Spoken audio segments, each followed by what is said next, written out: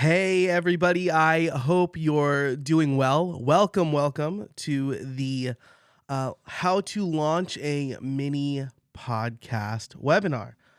So I am going to, let's see, the stream is looking good here. There's probably about a 15-second delay. But while we wait for people to come in, let me know in the chat who you are, where you're coming from, what you are most excited to learn. I am excited to be here. I got a lot of great signups, so thank you to everybody who's registered. Again, let me know in the chat. Say hello. There should be a chat either on the bottom of this screen or to the right of this screen. I will be monitoring that chat throughout the webinar. So, yeah, if you have any questions, feel free to bring them up. But otherwise, let me know who you are, where you're coming from. I'd love to hear from you as we get ready to do this. Hello, Scott. Making it in. Scott, how you doing? Looks like Samuel from Lehigh Valley. Thanks for being here. Podcasty.info. Thanks so much for being here. Tom Smith from West Virginia. Stoked to have you. Thanks everybody for coming again. We'll get started in a couple of minutes as we wait for people to come in. Again, I'm really, wow. um, I'm probably gonna say this name incorrectly. But yeah, I don't even want to try. Kozleski is, I think, the last name. Thanks for joining me all the way from Poland. This is great for joining us. Ken, coming in from Oregon or Oregon. I'm on the East Coast. I'm from New York originally, living outside Philadelphia now, so I have a very East Coasty accent. But thanks everybody for being here. I'm really excited to get started here in just a few minutes. Again, if you have any questions as we're going on, feel free to drop them in the chat. I'll be monitoring them as much as possible. Maybe if you can, use like a question mark or the red question mark emoji, just to make sure I don't miss anything, but I'll try to keep track of them as well while I'm going through the presentation. So we'll give folks 1 more minute to come in here.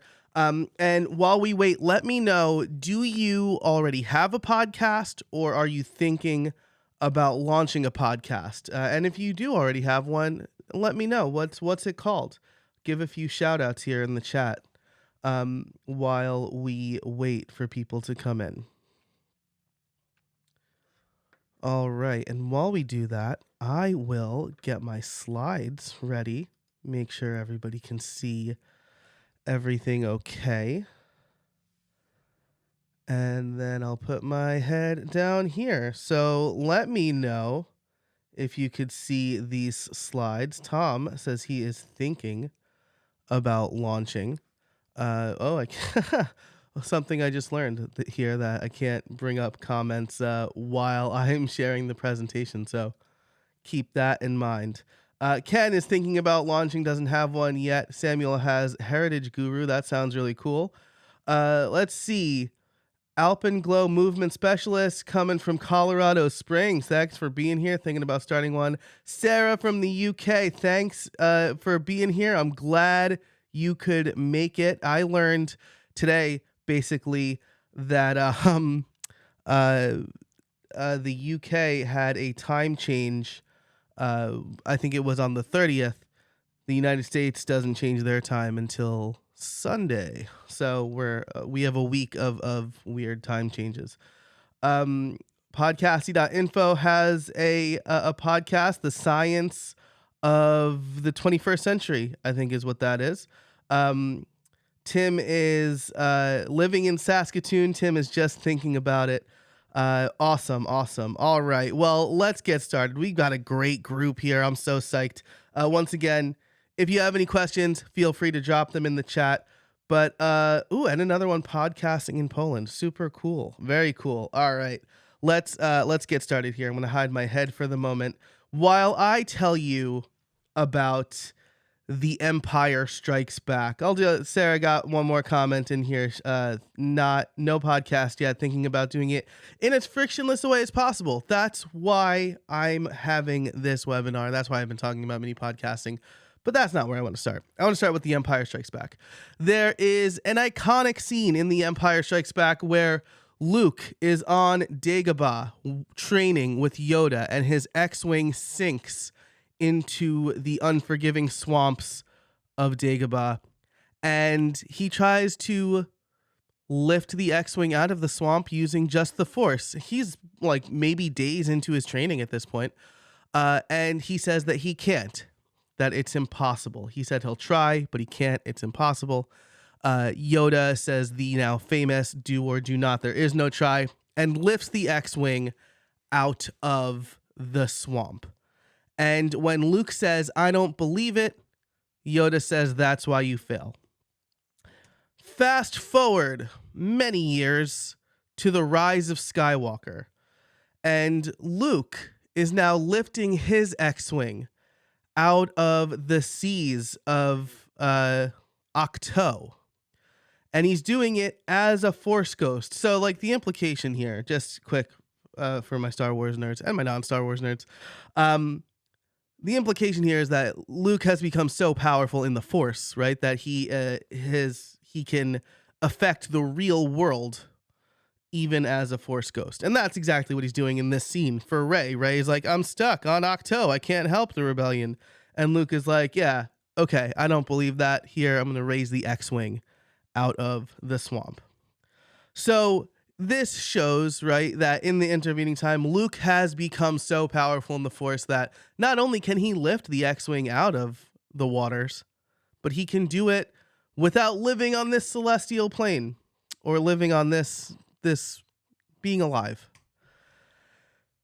And the lesson I want you to take from this is that trying to lift an X-Wing on your first day of using the Force is hard and discouraging. You don't start by lifting an X-Wing. You start by moving a few rocks. Launching the wrong podcast can also feel that way, right? Because if you're trying to launch an hour-long interview show, that's a lot of effort. You're scheduling interviews. You're coordinating times. You're doing research on your guests. You're trying to come up with the right questions. Then you have to figure out a way to record both of you. Then you have to edit it. Then you have to release it. Then you have to do the whole process over again. And if you do that a few times and it's taking you hours, by some estimates, 4 hours per one finished hour of content, and nobody's listening to your podcast, well, then you start to wonder, why am I even doing this? And so I encourage you to, instead of trying to lift the X-Wing out of the swamp, start with some rocks. Start with a mini podcast. I love a mini podcast because they are less than 20 minutes. They are, I would strongly recommend, a solo show where you're not coordinating with guests, that they can be used to showcase your expertise on a topic. And because they are shorter and you're not coordinating with somebody else's time, and you're talking about things where you're already an expert. This is the important part. You're already an expert. They're easier to batch because you can work on a couple in an hour, 2, 3 maybe. I've done 2 or 3 in an hour, and I tend to ramble. So if I stayed on task better, I'd probably be able to do 4. But these are the 4 reasons I think most people starting today should start a mini podcast. So that's what we're going to talk about today. And first, I do want to tell you, for those of you who don't know me personally yet, maybe you just found me through this webinar. There's been a lot of signups. I'm really excited. So I think there's a lot of new people here. Podcasting saved my business. I was a WordPress developer by trade. I made my first website when I was 15 years old, back in the year 2000, 2001 maybe. And I've been making websites ever since. And after my daughter was born in March of 2017, I was working for an agency and I realized the agency life wasn't for me. And I decided, married, mortgage, 3-month old, to quit my job and go out on my own. And what I learned, because I was making good money on the side, right? I had a side hustle where I was making websites for people and making videos for people and online courses, and I had my podcast. But what I learned was side hustle money is not real income, right? It's not support a family. I went from 3 incomes, my main job, my side hustle, and my wife's income, to 1 income because my wife was on maternity leave. We made it to the unpaid portion of maternity leave. And so I panicked a little bit. And I had a really niche podcast. It was about WordPress development. It's called How I Built This. It's since pivoted, but I had a company in the WordPress space reach out and they wanted to sponsor my podcast long term. And I landed them for $10,000 for about 6 months. And that saved my business. I had the runway after going out on my own and realizing I didn't build up the right kind of client base. I had the runway to really launch my business. So podcasting saved my business. And that was an interview show. And I had done it the hard way. And the show was about a year old at that point. So if you're starting today, I want to give you everything you need to get up and running faster than me. And I told you that story because I had made money with my podcast basically from the very start. But it was at that point in like the summer of 2017 when my podcast started generating real income for me. And it still does today. It accounts for 30 to 40 maybe % of my income. And I'm really grateful for that. And since then, I've learned it a lot more. I've systematized this stuff.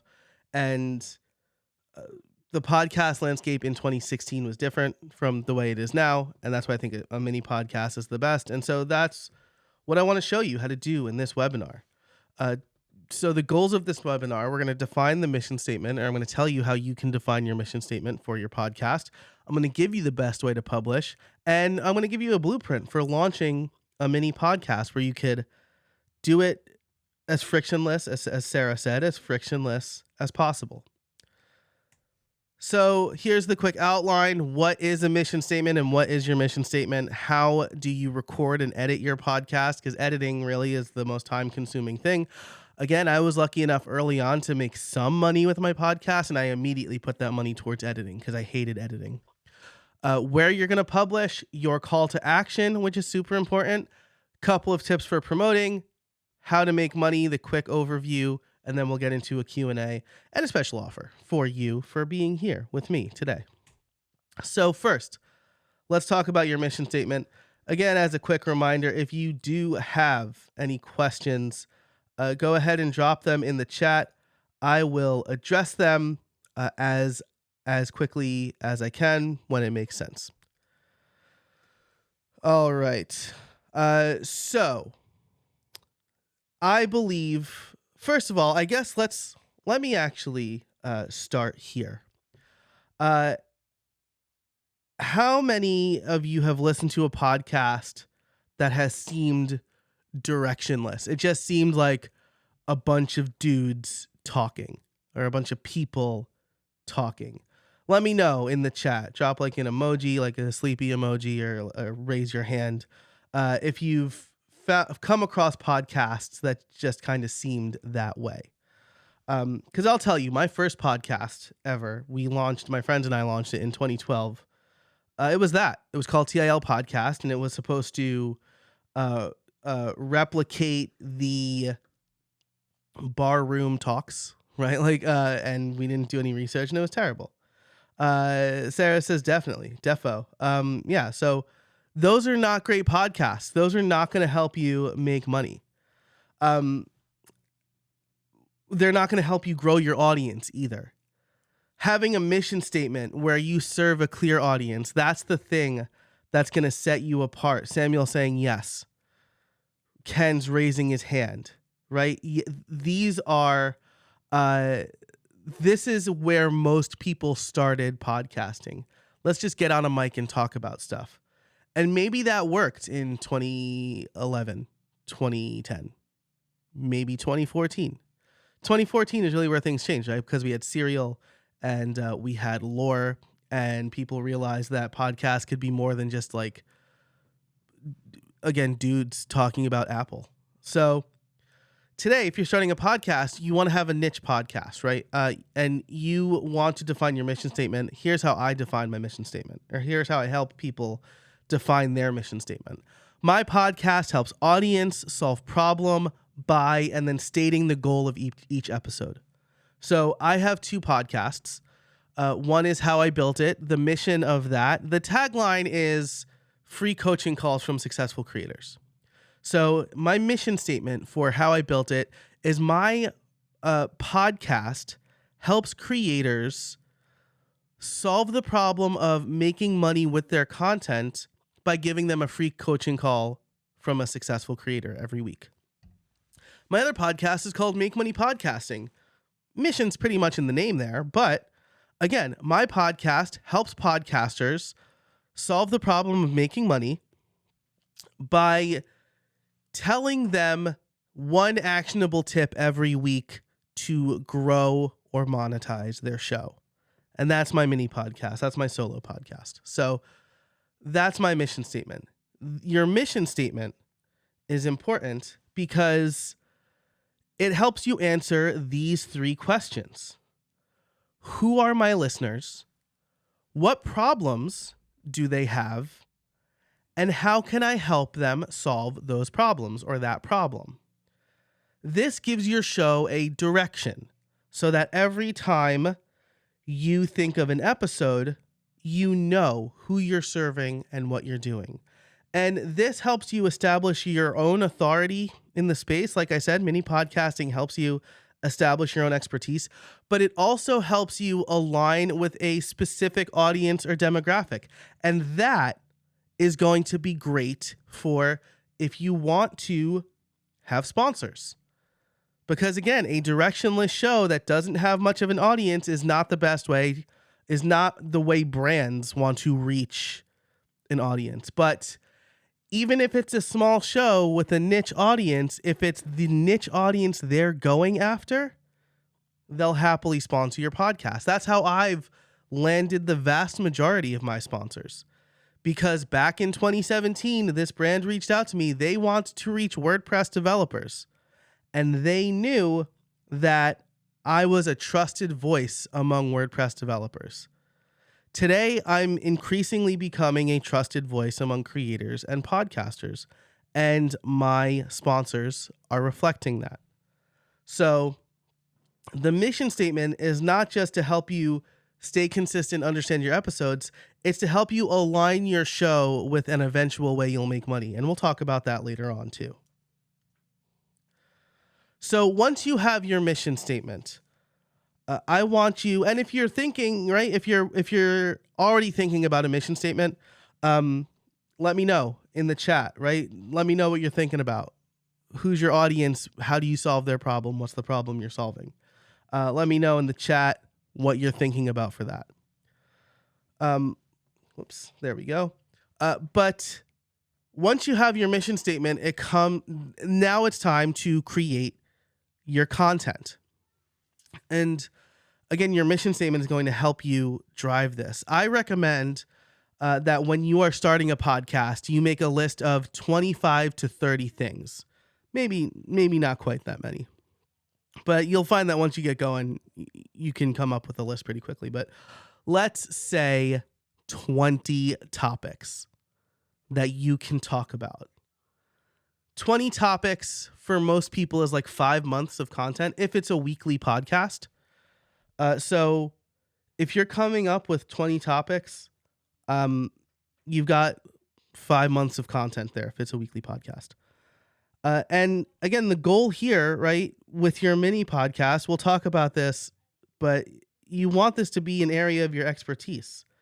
So you're picking something that you know really well, right? And so I want to show you how I create some content, right?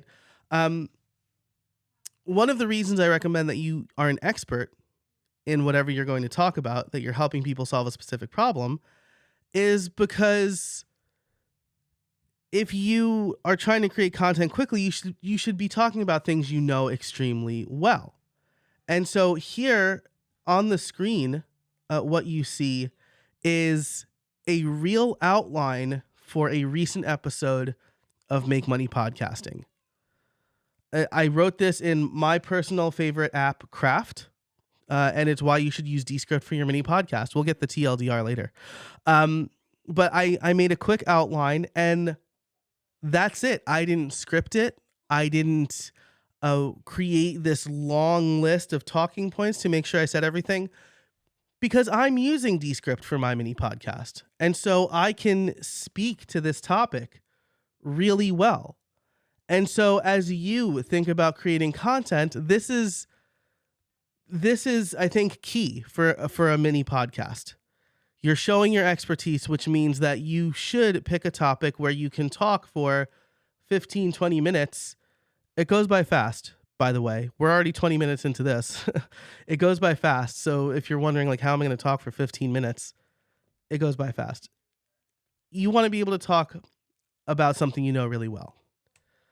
Now, a question I often get is, should I script my podcast, right? When I first started talking about mini podcasts, my friend and copywriter Ame reached out to me and she was like, so how do I batch scripting? And there's pros and cons, right? So should you script your mini podcast? Pros. Some people are more comfortable writing. I'm not going to deny that fact.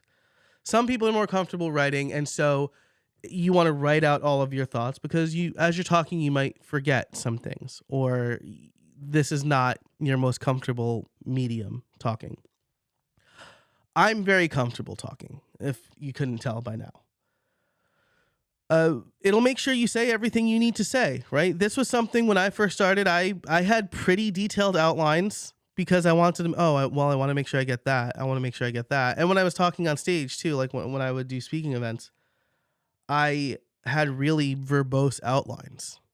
But I was also talking about things that maybe weren't as well rehearsed for me, things I wasn't really an expert in. And then the script is easier to repurpose, right? If you have a script, you can take that and make it a blog post, probably. The cons, it adds to production time, right? So writing the script is probably going to take longer than actually recording the episode. And then this isn't really a con, but because of your mission statement, I'm gonna hype you up here and tell you probably don't have to write a script. Because again, you're picking a topic that you know really well. And the third one is you can fall to perfectionism, right? I'm certainly not like that. When I write, I basically get the first draft out and hope somebody edits it. Like I'll send it to an editor. But I know a lot of people will get stuck on the words and spend too much time there. And that adds friction to the process. So I'm going to say do what you're most comfortable with. But I also think that if we dial in your mission statement the right way, I honestly believe you don't need to script your show. But again, do what be like Joey and Chandler in their Barca Loungers. Be comfortable in what you're doing. A couple of things I think you should avoid having guests and avoid episodes that require a lot of research for you, right? I think this is the first Harry Potter movie where they're like trying to figure out who Nicholas Flamel is. And like Hermione spent like her whole year in the library. Again, this is going to add production time. It's going to add friction. Having guests, I have an interview show. And I'll tell you, for the first 2 years, it was a slog. And then I put a process in place that made it really easy for me. But in general, having guests increases your production time 4, 5, 6-fold because you have to go through the process of finding and vetting guests, reaching out to them, scheduling with them, getting them on a call, making sure their audio isn't absolute trash, editing the show. So that adds a lot of friction. That's why these mini podcast solo shows. How many of you, let me know in the chat, how many of you have tried an interview show? Either you're still doing it or you tried it and realized that it was a lot of work and it didn't feel like a lot of reward. Let me know. But then the other thing is that episodes that require a lot of research for you is kind of going to be the same, right? If you're like deeply researching something because you want to make sure you get all the things right, you're going to be doing the research and fact checking and writing out that script so you make sure you explain everything properly. And if you start a mini podcast within your area of expertise, or I've heard some people call it the zone of genius, you don't have to do that deep research, right? I didn't have to do deep research on Descript because I use Descript. I checked their website to confirm a few features. I checked their website to make sure that they had a free tier. I did some fact checking, but that's different than deep researching, right? If I wanted to do an episode on like all of the recording software that you could use for your podcast, that would require a lot of research for me, and I probably wouldn't get that episode out on time. It would take me a long time, and it wouldn't feel like it wouldn't feel part of the mission of my show, which is to give people tips from my own experience for making money podcasting. If I'm just making a listicle with affiliate links, like that deviates from the mission. So I would say avoid having guests, and avoid episodes that require a lot of research. Also, I should say, like, I'm not saying never have guests or never do research, but just like when Luke was first learning the Force, lift rocks first.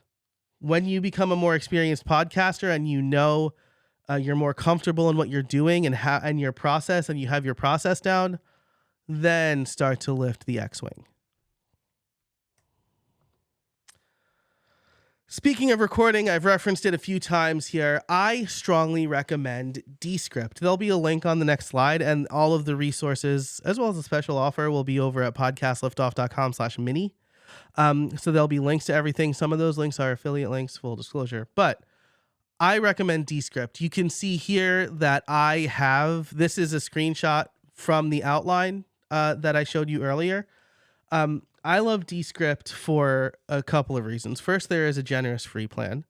Second of all, if you're unfamiliar with Descript, or Descript, I've heard people say it both ways. I guess I'll say Descript, like a description. I don't say description. I just had a moment of realization here, folks. So I use Descript. They bill it as it's like editing a Word or Google document to edit your audio. And it's really phenomenal. So as you talk, Descript transcribes what you're saying, or if you drop audio in, it'll transcribe that audio for you. And then you can highlight the text, delete it, and the audio is edited. This makes editing so much faster, so much easier. And so Descript is what I strongly recommend if you're starting a mini podcast. And so you could see in the GIF was like kind of like a potato, but you can see some of what's going on. Hopefully I'll full screen this for you. You can see in the GIF that I'm highlighting text, deleting it, and then the audio changes. And then I'm going to, so that's edit audio by deleting. The other thing that you'll see here is that you can do one click remove filler words. So if you find you say or a lot, Descript will remove those filler words for you automatically.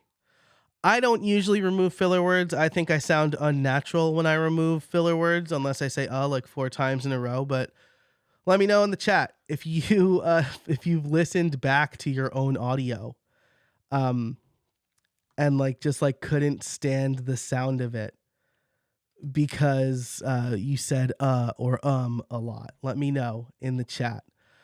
So that is the other killer feature. The third killer feature is studio sound.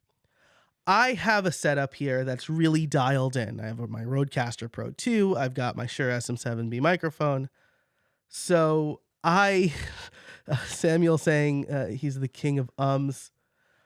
And Tom is saying that's one of his fears once he starts podcasting. That's a lot of people's fears, right? A lot of people are worried about how they sound or don't like the sound of their voice. And I'm here to tell you, get your reps in, and you'll feel a lot more comfortable doing it. So, and again, if it's something that you know really well, you're less likely to say or a lot. But Descript is there to help you out if you do say or a lot. I will use the remove filler words to remove cuss words. In real life, when I'm not in front of my children, and sometimes when I'm in front of my children, I swear like a sailor. I try not to curse on webinars or on my podcast. And I ask my guests most of the time to do the same thing so I don't have to give the explicit rating on my podcast.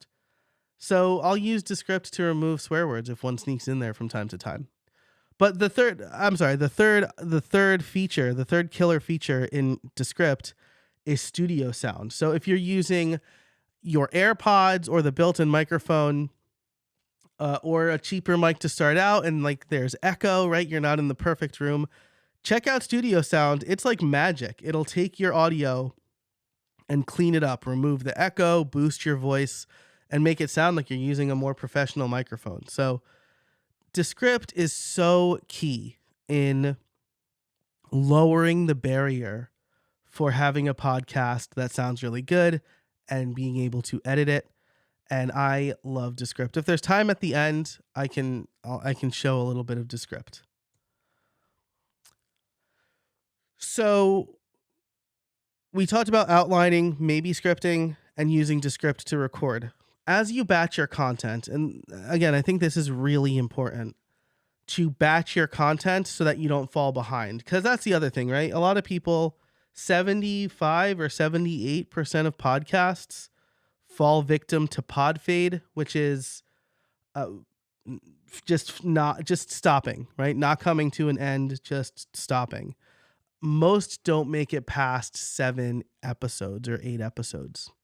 So before you launch is the best position to be in as far as getting consistent, because before you launch, right, you can just batch a bunch of episodes and schedule them out. I recommend you outline 10 to 12 episodes. That's 3 months of content. Then once you outline those episodes, right, maybe block a couple of hours 1 week to outline those episodes, right? You've come up with a bunch of ideas already. Then block an hour to record. If it's a topic you know and you have the outline, you can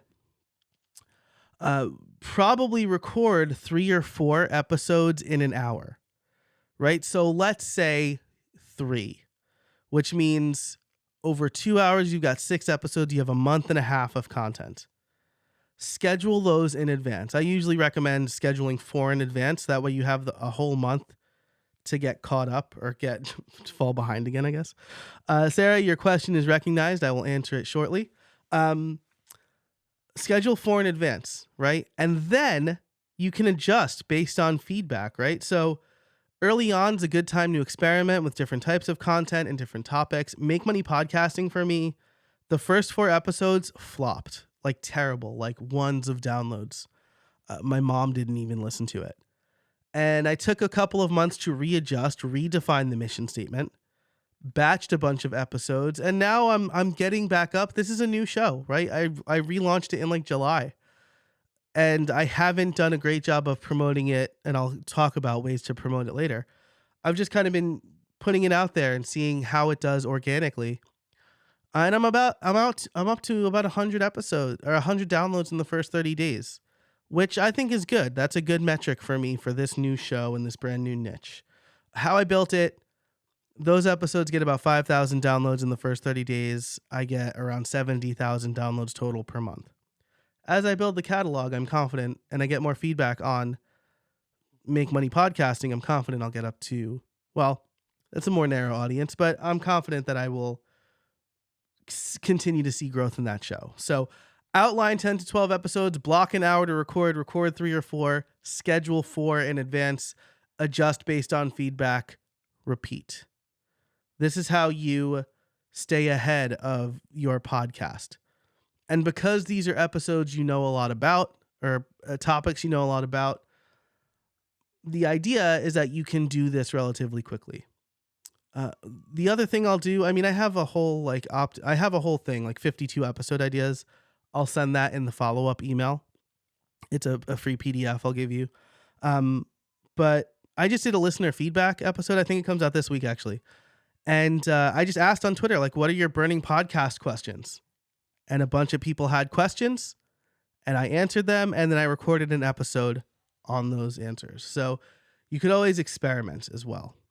Now, I will say here, Sarah has asked, what are your thoughts on doing seasons? I think this is great. I do seasons for how I built it, where it's, I'll take a break in the summer and I'll take a break at the end of the year. And as long as your audience knows it's coming, that's perfectly fine, right? So do 10 or 12 episodes, take a couple weeks break, right? Or do 20 episodes, take a couple weeks break, let them know, hey, this is the last episode for a little bit. If you're interested, check out the back catalog, or if you are interested in hearing something, write in at this address. But I'll see you back in a few weeks. And that gives you some breathing room, right? Because it is a grind. One of the reasons my last episode of How I Built It is usually the week of Black Friday, and it's usually my gift guide episode. People love being told what to buy. Like, if you need an idea for an episode, just like tell them what to buy within your niche. People love that. But yeah, I take a break. So I think doing seasons is really smart, because it does give you some wiggle room there. And again, it could be like 10 episodes and then a couple weeks break, right? Like, I don't know. Well, Sarah, you're based in the UK, right? I feel like UK TV shows do like whatever they want, right? Like Doctor Who will have like a bunch of episodes and then just disappear for like, I don't know, a year or two. Sherlock would do like 3-hour-long episodes and then disappear for like 4 years. As long as your audience knows what to expect, and you communicate that, I think seasons are great. All right. So we have your content. Where do you publish it? For the longest time, I would tell people that you need a website. I still think you need a website. I don't think it needs to be complicated as the websites that I would recommend. I think that was probably like me having like WordPress developer goggles. But I do think you need a website. A lot of hosts these days will give you a suitable website. That wasn't the case in 2017 and 2018. Libsyn was like the top dog, and their whole situation was a hot mess. And now hosts like Castos and Transistor and Buzzsprout, which is, spoiler alert, the one I'm about to recommend, they give you pretty nice looking websites to start with like transcript support and everything. So if you're publishing, I strongly recommend using Buzzsprout. This is a look inside. This is a relatively recent screenshot of my Make Money Podcasting episode. So you could see like the coaching call. Actually, this is a really good opportunity for me to show you how I'm experimenting with this show early on, right? Answering your questions about podcasting, that comes out tomorrow. Using Descript or Descript, that's the most recent one. So that's 61 downloads in the first 6 days. That's actually probably my top performing episode to date. But the one with the most downloads in this screenshot is the coaching call I did. It's longer, and it's repurposing an older episode. So maybe people want that. But again, that's not the fastest growing one, right? Because that's been out for a few weeks now. How to price your sponsorships did pretty well. Need a contract for podcast sponsorships. My most popular episode is the one on mini podcasting, right? So I know that this topic has legs, but this is what Buzzsprout looks like. I like Buzzsprout for a few reasons. There's a generous free plan. So I think you can upload up to 2 hours of content per month for free. So 2 hours is 6 episodes of a mini podcast. I think they delete it after 90 days. But again, if you're 3 months in, right, then it might be worth the investment. But they also have something called dynamic content. I really like this. I'll mention it again when we get to the call to action phase. But dynamic content allows you to add a segment in the beginning or a segment at the end that you can change on the fly. So up until today, if you download any episode of Make Money Podcasting, you will hear me promoting this webinar. On my post-webinar to-do list is go into Buzzsprout, change the dynamic content back to my general mailing list call to action, and then every episode will get updated so that people won't hear an outdated call to action about a webinar that already happened.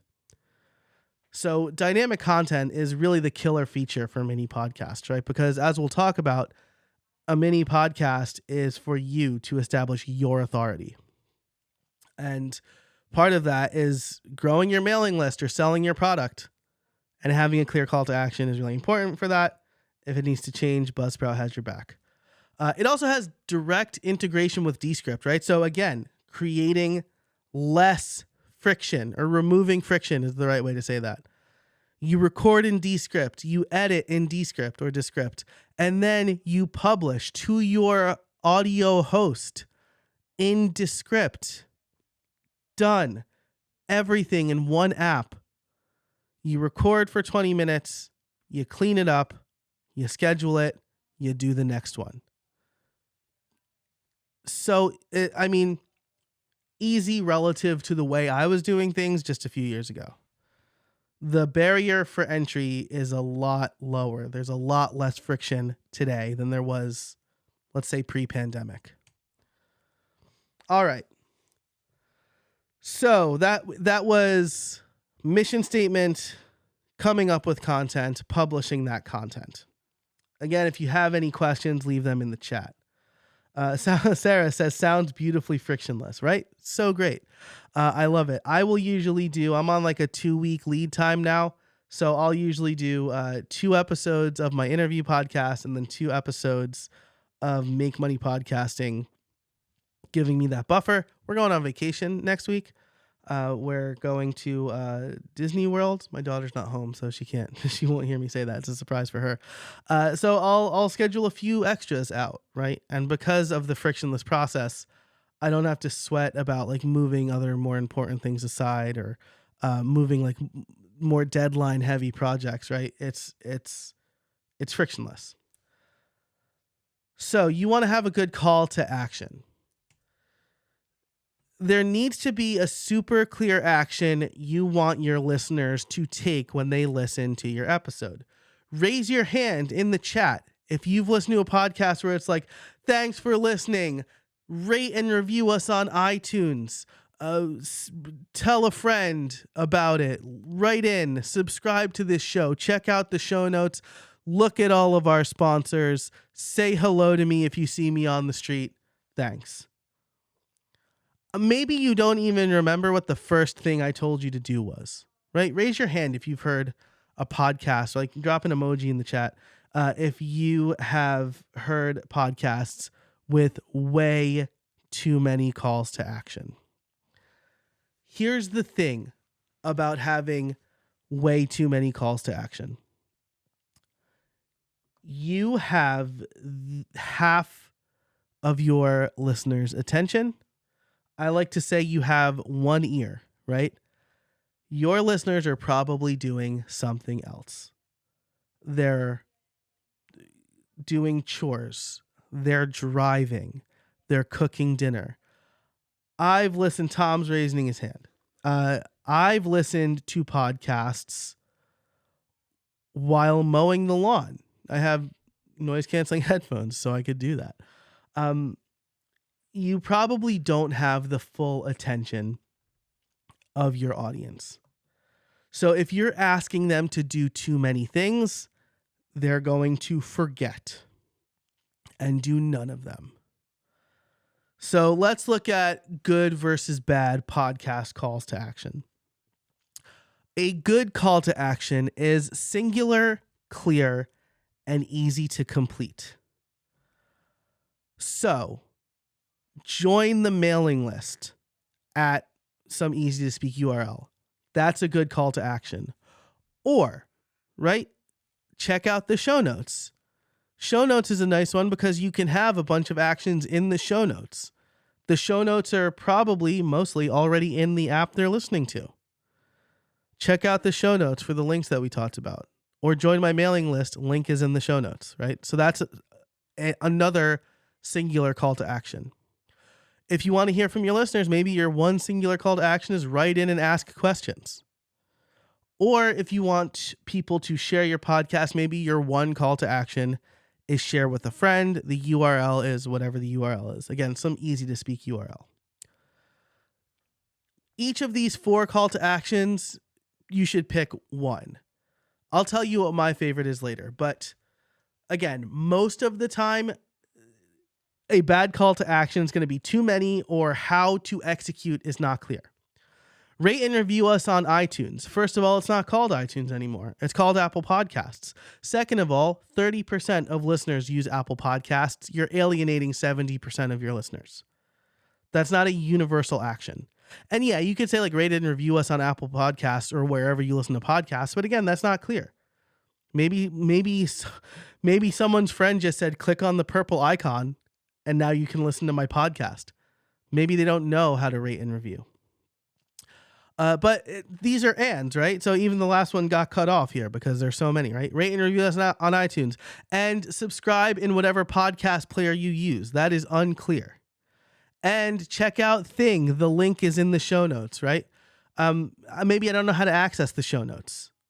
Maybe my podcast player sucks and I don't have show notes, right? They don't have show notes. And join the mailing list and share with a friend. This is too many things. I want you to pick, for your mini podcast, pick a singular, clear, easy to complete action. My favorite is join my mailing list because you can have an easy to speak. Mine is join my mailing list at getpodcast.tips. It's a newsletter of podcast tips. You can get your podcast tips at getpodcast.tips. So that's the call to action. My call to action is slightly more complicated now. But it's still singular, clear, and one action. Now it's get my podcast booster blueprint, where I show you how to do these things at makemoneypod.com/blueprint. Still really clear. URL is clear. I put it in the show notes. Here's the other thing. Say your call to action at the beginning and the end. I start every one of my podcasts dynamically by saying, real quick, before we get started, I want to tell you about a free resource I have called the Podcast Booster Blueprint. You want to make money with your podcast? The first thing you need to do is grow your podcast. The Podcast Booster Blueprint will tell you exactly how to do that. You can get it at makemoneypod.com/blueprint.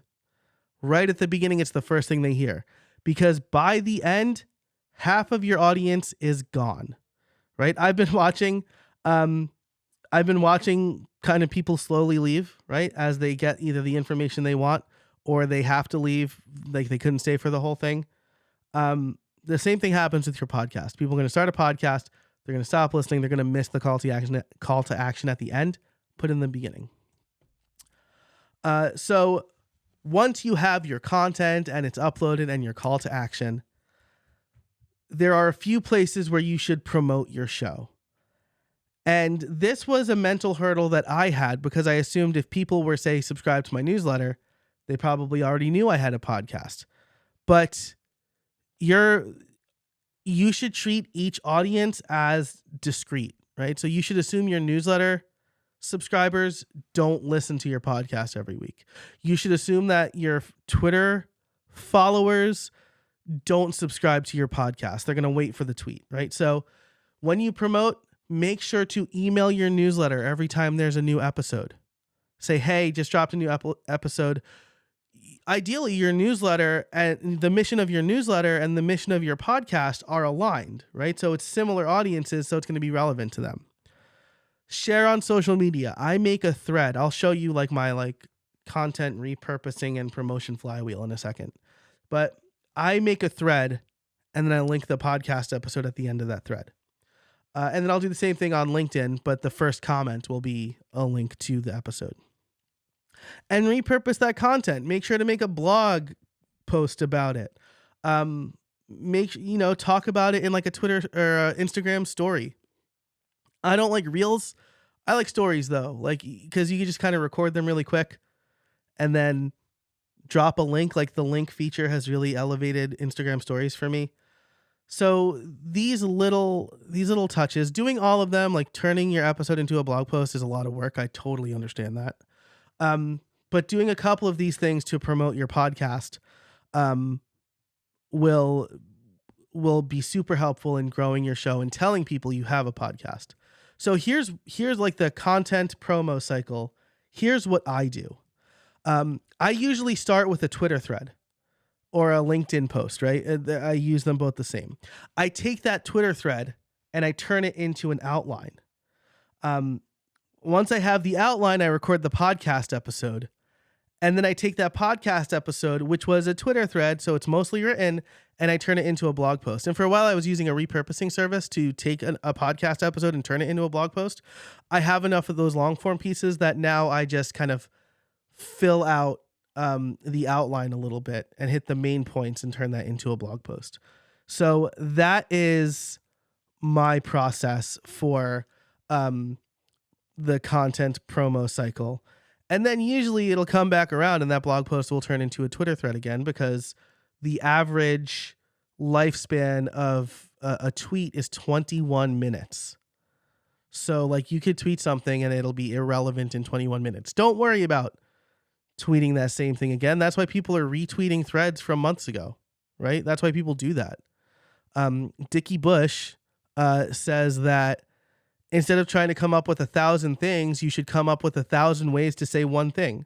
So this cycle kind of repeats. Now, I'm not going to make the same episode again, but you see what I mean, right? I start with a Twitter thread, it becomes a blog post, and then the cycle repeats.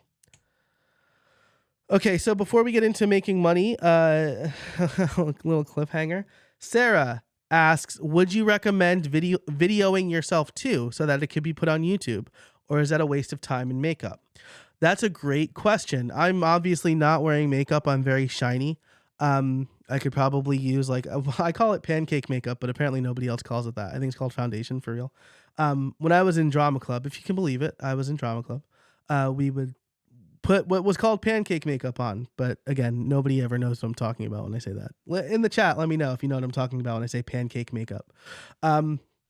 Okay, would I recommend videoing myself?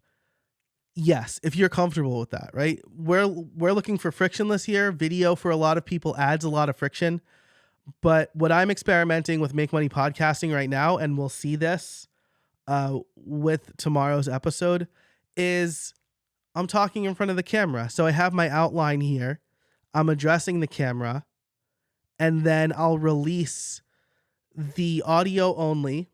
Yes, okay, so Sarah knows it's pancake. Awesome, thank you.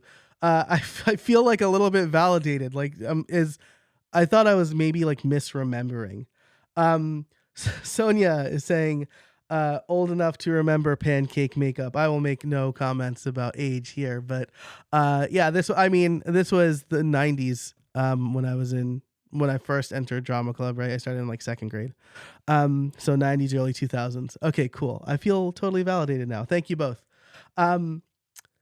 So I'll record myself talking to the camera. I'll release that video on YouTube, and I'll release the audio via Buzzsprout. That's an experiment I'm doing, but yeah, YouTube is getting into podcasting. They just rolled out audio-only ads. They've had the YouTube Music app for a long time, and if you have YouTube Premium, you can watch the videos without being in the app. So they're like going all in on video.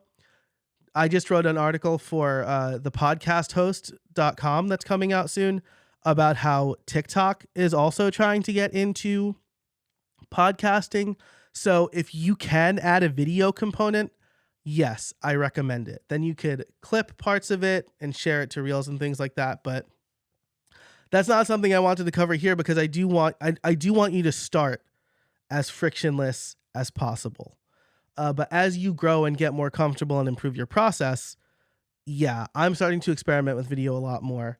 I use Castos for one of my shows, and Castos will automatically publish the audio with the artwork to YouTube. And so that's something that they do. I'll have my VA make like audiograms that they can upload to YouTube as well. I just saw another question come in from Alpenglow Movement Specialists. I hope I'm saying that first word right. Let me know if I am. Does the editing difficulty increase significantly if doing video with the podcast? Great question.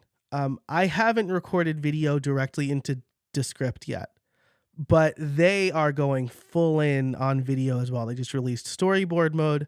And so I'd imagine that editing video is going to be the same as editing audio only in Descript. The problem is you have the hard cuts, right? So what I'll do when I'm recording video for a self-paced course that I'm making or for LinkedIn Learning, I will pause. I will clap my hands usually. So that makes a skinny vertical line on the wave file so that I can quickly find that part. And then you could highlight the text on either end of it and delete that in Descript. Either way, I would do a little pause, right? And then delete what you need to delete from there. It should be, I haven't confirmed this, but it should be as easy as deleting text for video as well. You just want to reduce the jarringness of the hard cut. And like some hard cuts are fine, right? Like that's become a style on YouTube lately. But as far as doing the actual editing, I believe Descript makes it about as easy. There is another app I use called Recut. Really good, but it's especially good for screencasts because it automatically edits out long silence. So if you do mess up, like you'd have to manually select that. Descript might be better for that part. Let me know if that makes sense. And if there are no more questions, I will move on to the next part here. Descript sounds brilliant. I'm a huge fan of Descript. I use it for a lot of things now, and I honestly really feel like it makes podcasting a lot more accessible to a lot more people. And App and Glow is saying, yes, I am pronouncing it correctly. Awesome. Thank you very much. All right. So let's talk quickly about making money podcasting because we are near the top of the hour. I break this down on other podcasts and things like that. I'll send a link in the post webinar email. I should probably write these down so I don't forget the 52 plus episode ideas and the Smash framework. But essentially there are 5 ways that you can make money mini podcasting. This is any podcast, but mini podcasting is what we're talking about today. Sponsorships, which I think most people are familiar with, right? A brand pays you to mention them during your podcast episode. Memberships, where listeners will pay you a little extra for some benefit.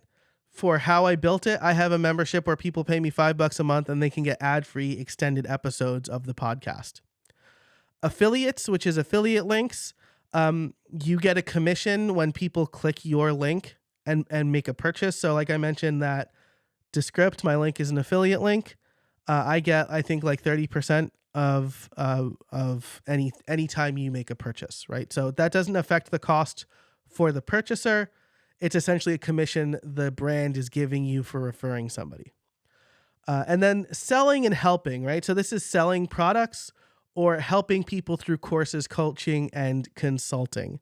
These are a bit more indirect, right? Sponsorship money and membership money, those things you can assign directly. Oh, yes, this money came as a direct result of my podcast.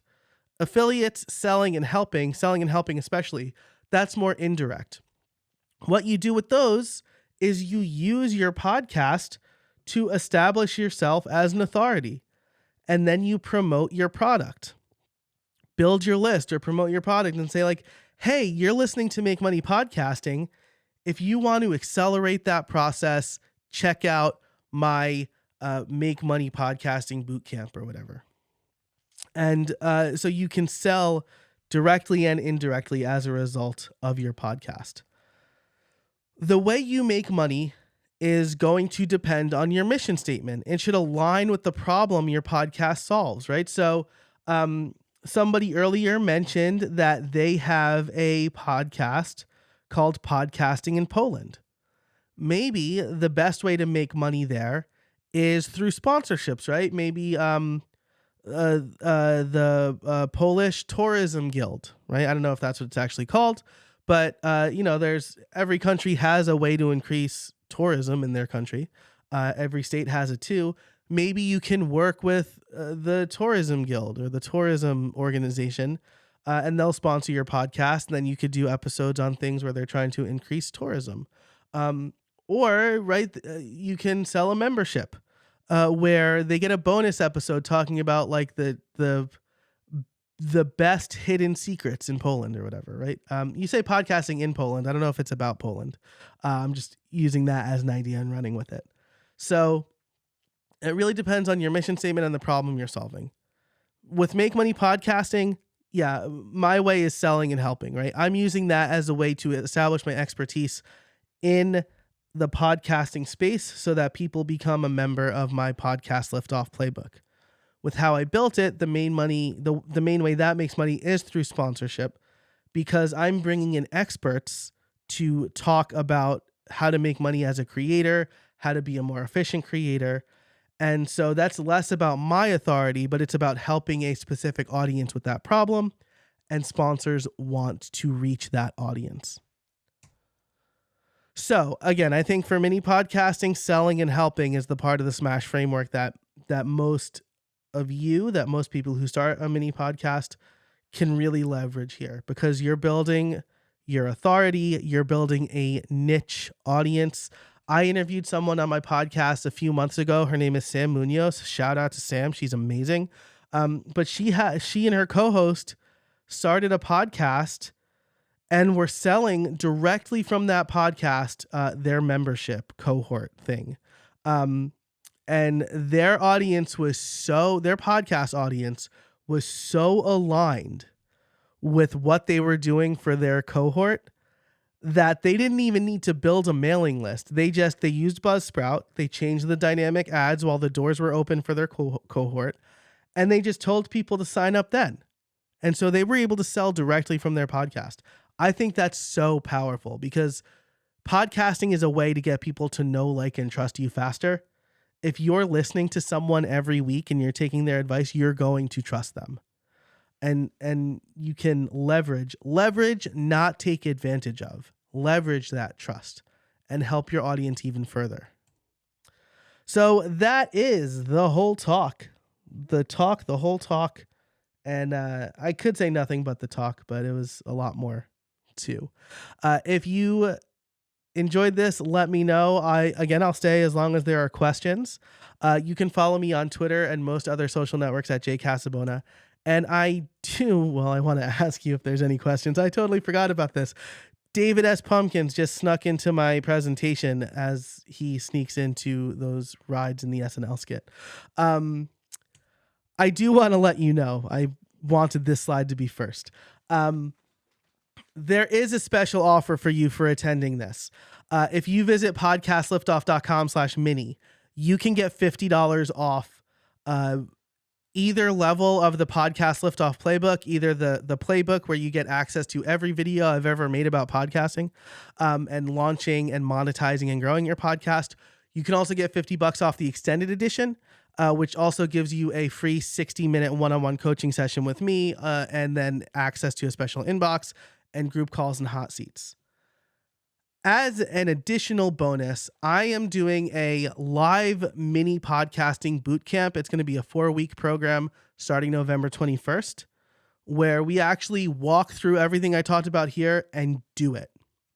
And so week 1 will be the mission statement. Week 2 will be coming up with outlines and recording. Week 3 will be setting up your Buzzsprout account. And then week 3 will be your call to action. Week 4 will be launching your podcast with your Buzzsprout account. So that's a $250 value. And you'll get it completely for free if you sign up today and use the code MINI at checkout. That's something that's going to be available to the extended edition. But as a thank you for showing up here, you'll get it for free. Again, all of that's over at podcastliftoff.com/mini. The slides will be over there and all the resources I talked about as well. So Sarah, thank you so much for attending and for your amazing questions. I really appreciate it. Thank you to everybody who did attend. If you do have questions, drop them in the chat. Let me know what questions you have about mini podcasting. I know we're on like a 30-second delay here. So I will stick around a little bit longer, but otherwise let me know, what did you think? What was the thing that was most illuminating to you? Like, what's your biggest takeaway? The thing that you're like, I got to do this right now. I'd love to hear that as well. Sonia, thanks so much. Sonia says, fantastic job. I'm really glad that you were able to make it and that you liked it. I really appreciate you and your time. Yeah, so let me know what you thought. Tom says, thanks, Joe. Tom, thanks for being here. I really appreciate it. If anybody, again, any questions, I'll stick around for a little bit longer. But I'd love to hear like what the most impactful thing for you was, or if you have any questions around mini podcasting. I'm also going to take a sip of water because I haven't done that the whole time.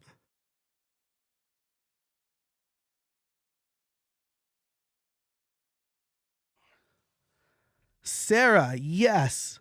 I didn't pay Sarah to say this. This could be easier than I thought. Yeah. I never want to say podcasting is easy. I never want to say that. But Sarah, as you said, it could be easier than I think a lot of people make it out to be, because it used to be hard. Like it used to be a lot harder than it is today. And so I hopefully, this is going to be really helpful for you and anybody else who wants to launch a mini podcast. Sonia saying that the frictionless and then dab. Oh my gosh. Sorry, I just got super distracted because in Ecamm it shows off as elbow cough, but it looks like a dab to me in the YouTube chat. Sonia says the biggest aha moment is create the mission statement. That was huge for me too when I first realized it. Because I was kind of unfocused. I kind of lucked into a mission statement in my first show. And again, I just think it's so important to define who you're talking to, and the problem that you're solving. I don't know what a dab or an elbow cough is, says Sarah. A dab is, that's like the youth do it. Like when they do this, that's called dabbing. Now that's immortalized in this recording. Fantastic. And then elbow cough is, I guess, just coughing into your elbow. Hey, Trudy showing up, brand new business. Sorry, I missed the presentation. The clocks went back in the UK. Sarah and I were talking about that earlier. Trudy, don't worry. The replay is available. The replay is available for 48 hours. So don't worry about that. Sarah, I have like younger cousins who tell me all of this stuff And then I have a 5-year-old soon who will soon be old enough to be telling me those things. I do I have this lower third? I don't know if this is not the right one. So let me fix this really quick so I can keep that up for people coming in. There we go. But I haven't seen any more questions come in. So I'm going to wait 30 more seconds for the tape delay, the stream delay. But thank you so much, Sarah, Sonia, Trudy, Tom, App and Glow Movement Specialist. Thanks so much for being here. Samuel, Ken, I really appreciate your time and spending and hanging out with me for part of a morning, afternoon, or evening, depending on where you're coming from. So thanks so much. I really appreciate that. Again, check out podcastliftoff.com/mini. You'll get an email with all of this. Say hello to me on Twitter or Instagram at jcasabona. But thank you so much. And I hope to see you all out there on the internet soon. Thanks so much, everybody. Bye.